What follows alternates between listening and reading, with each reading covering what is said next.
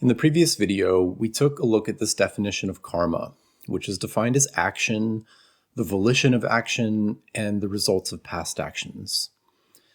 Now, in that video, I was describing some of the misperceptions around karma and how it's used in everyday conversation as that, explanation of how and why things are the way they are. And contrasting that with a more practical application of karma, which is that taking of responsibility to act in the best way that we can, given whatever our circumstances are.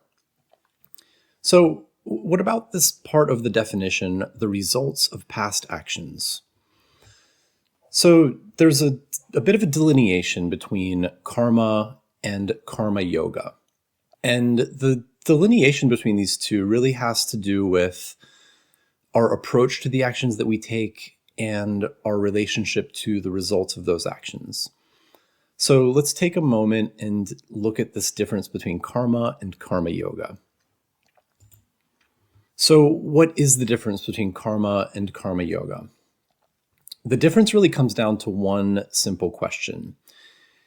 Do the actions that we take result as a source of entanglement or bondage, or do they result in a sense of freedom and liberation?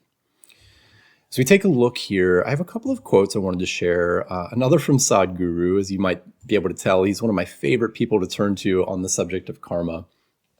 And Sadhguru says, every single activity you engage in can be used as a process of entanglement or a process of liberation.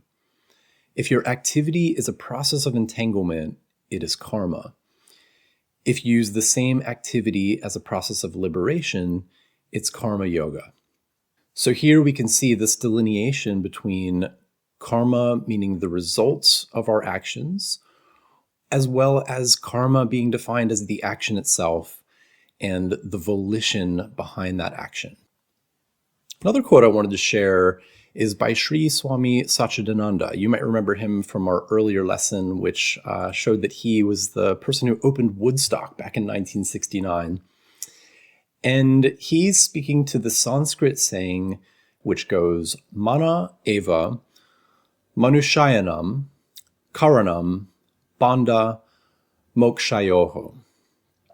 And the translation of this, according to Satchidananda, is, as the mind, so the man.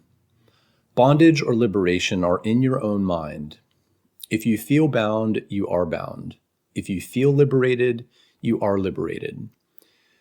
Things outside neither bind nor liberate you. Only your attitude toward them does that. Now, I think it's fair to say when we're in challenging circumstances or in a difficult period of life, perhaps, it can be a challenge to just choose in our own minds whether we feel bound or whether we feel liberated. And this is where karma yoga becomes a practice.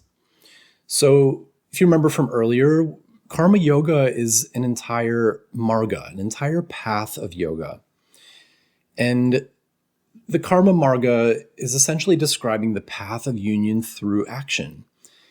It's about the volition and the quality of our actions with non-attachment to their outcomes.